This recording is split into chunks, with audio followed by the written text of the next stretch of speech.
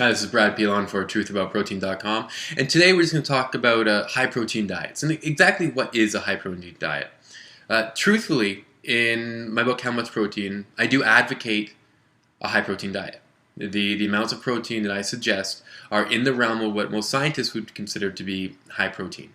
Unfortunately, it's a little low compared to what most bodybuilders consider to be high protein, so there's a little bit of confusion into exactly what is a high-protein diet. From a scientific point of view, a diet consisting of over 1.2 grams of protein per kilogram of body weight is generally considered to be high protein. In pounds, that's a diet of just over 0.55 grams of protein per pound of body weight. So not very high. In a 175-pound man, we'd be looking at about 95 grams of protein per day.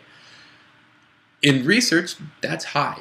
Now in bodybuilder world and in fitness world, high protein is at least 1 gram of protein per pound of body weight per day.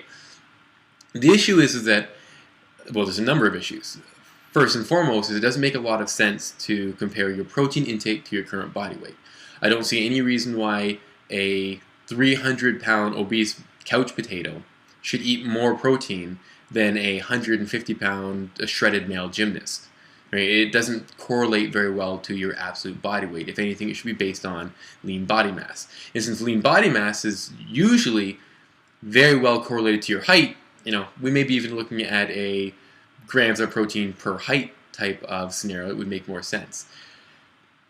Interestingly, back in the 1800s, or even early 1900s, what we considered to be high protein was generally considered the norm in nutritional advice.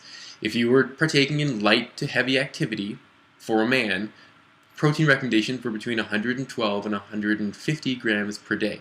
So really, we're looking at a very useful range of protein intakes for someone trying to build muscle.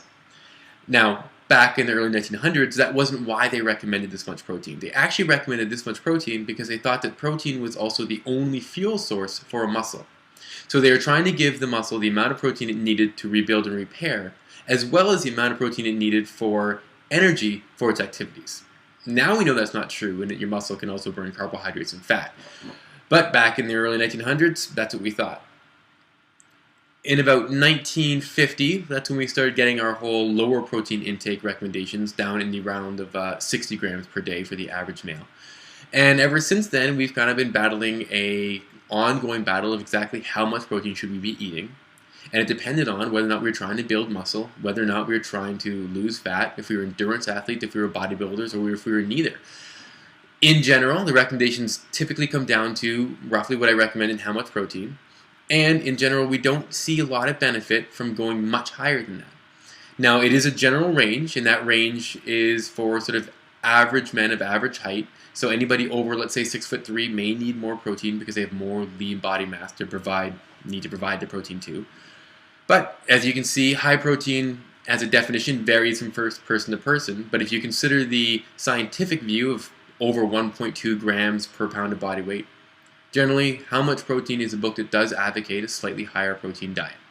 So I'm Brad Pilon for truthaboutprotein.com, and that is the high protein diet.